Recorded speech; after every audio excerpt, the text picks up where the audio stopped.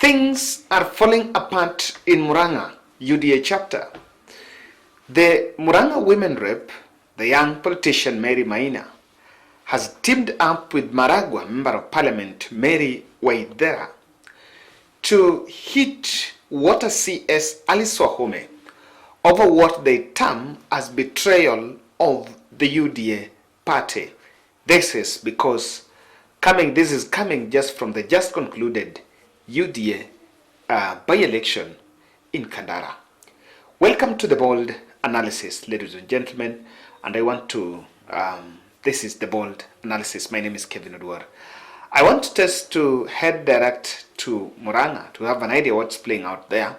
But before that, if you're watching this video for the first time and you have not yet subscribed, I want to request you to subscribe. We do politics, very factual and in-depth analysis into the political events in this country. So make sure you book a date so that you can also spend time with our content. Without much ado, I want you to listen to this claim from Betty Maina. Kandara, nawashukuru sana. Hampangwi waziri wenu alikuwa mjumbe wenu akapelekwa hapo juu. Hakuwa anatusupport, hata alikuwa anatupiga sana, hata sasa hivi anaongea ni social media. Lakini watu wa Kandara hawapangwi. Unajua watu wanaogopa kuongea ukweli. Watu wanaogopa kuongea ukweli. Tutaongea ukweli, tupendwe na tusipendwe, na maisha itasonga mbele. Alitupiga wakati wa nomination, Shege akachukua kiti. Akarudisha number 2 because she thought her personal interests are greater than the interests of the party. Tumemcharaza na tutamcharaza tena. Na sisi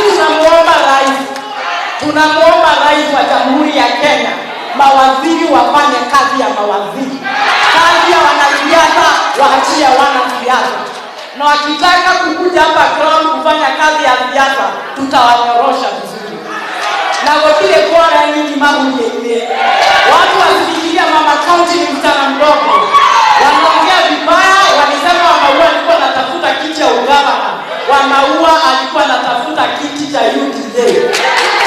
Walisema Secretary General alikuwa anatafuta kiti ya Senator. Sisi si wazimu, tutafuta kiti sahihi. Tutaendelea kufanya siasa na Murang'a County sio the Ministry of Water. Azurure mahali kwingine tuongana hapo maji. Akirudisha siasa hapa mashinani, tutamfanya mtu hapa mashinani. She is a CS, she is not a village plumber. Afanye kazi yake. Nimeongea kwa hasira tu, wamekuwa wakituchafulia jina. Tumekuwa tukifanya kazi nzuri, wametupia headache. Jana walitutafutia mpaka guru. Ukweli usemwa na tutaendelea kusema ukweli. Shege Jogona umepewa kiti na watu wa Kandara. We take it with a lot of humility. Serve them and serve them diligently. And may God give you the wisdom to take Kandara. Now, she was speaking in the event when IBC was handing over the certificate to Njuguna Chege, who won that seat against, that seat and retained that seat to UDA. So maybe for those who have not followed up, I just need to acquit with the results. Now, Chege Njuguna won by 21,000 votes, with Njau coming in second with 14,000, that is Titus Njau, while Usawa kwa wote parties, Kibiru Jr.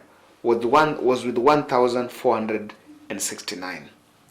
So I think in Murang'a, apart from UDA, the party that is coming second is that second to that. I think then is this one of Usawa kwa wote in Jubilee then. So what happened? This Njuguna was Alice Wahome's opponent in the last general election. And so it's even understood that, Alice Wahome got direct nomination. And so when she got that nomination, got against it. So what this by-election is showing is that it's not easy if this candidate was not a lightweight. If Alice Wahome was not given a direct nomination and will go to ballot with this candidate, then it will be a very difficult race for her. That's one thing that is coming out of this. So, after she was elected, appointed to the cabinet, the seat remained vacant. And UDA did nominations. Then Chege became, Chege won. And however, even at the nomination level, Alice Wahome did not support the Njuguna Chege. And after winning, in fact, she was supporting another candidate who then backed out, because at the nomination, the candidate that Alice Wahome was supporting became number 3. Then, after just becoming number 3, he decided to leave the race, and then Njuguna had to face off with now Titus Njau, who became second in that race. So what Kinabeti Maina is saying is that Alice Wahome defied party position and never supported a candidate who was being supported by the UDA party. Now, I want you to watch this video here. I think I've always played it for you. This is video of Ndindi Nyoro campaigning there. So I was even wondering, why did Ndindi Nyoro go to campaign if Alice Wahome was already there? Or because Alice Wahome was the veteran politician from Kandara, she withdrew from those campaigns. And even it's understood that Rigathi Gachagua was also supposed to go to campaign for the UDA candidate, and Rigathi did not do. You know, Rigathi and Alice Wahome are in the same group, while Ndindi Nyoro is the new crop of leaders that are now playing it. So Ndindi Nyoro had to go to campaign, and even the governor, Murang'a governor, who is also a staunch member of UDA, did not go to campaign for the UDA candidate in that place, even though we understand it was not really, it was not a big deal. But as a governor going to the ground, again, maybe it was not in order. So that candidate won against the wish of Alice Wahome. And that is why the Betty Mainas are speaking about the fact that they have not been together. Even UDA Secretary General, in fact, I understand the candidate that Wahome was supporting is called Ndindi Nyoro. He came 3rd nominations and decided to leave the race. Then, after that, after her candidate left the race, she decided then to support another candidate known as Titus Njau.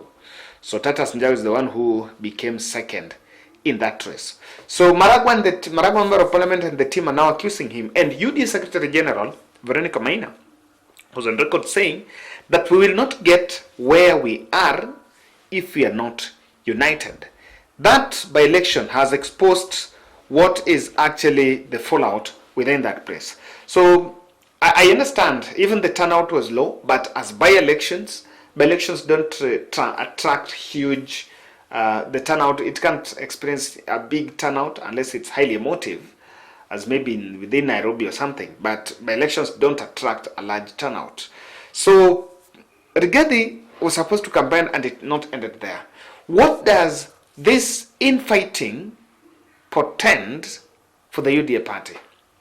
I am just looking at this, that when these ranking members from Mount Kenya, who are the founder members of UDA party, went to the cabinet, I'm talking about the Ndindi Nyoro, not the Ndindi Nyoro, I'm talking about Alice Wahome, Moses Kuria, and the Ndindi Nyoros, I think, yes, and Kindiki, and now Rigathi.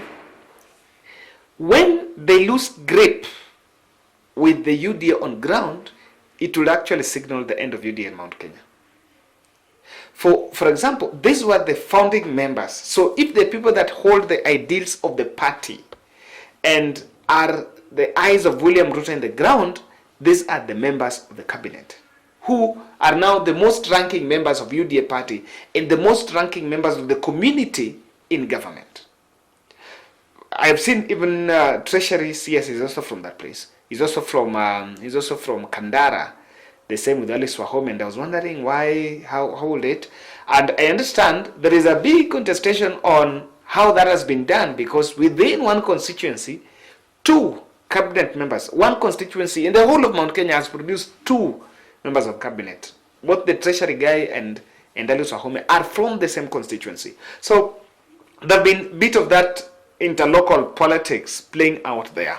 And if the Alice Wahome are going to lose grip, then what does it tell you? It actually tells you that the intensity or the strength of UDA will probably go down. And what will even make it go down further is the fact that I know there is election of UDA members, party members at grassroots level.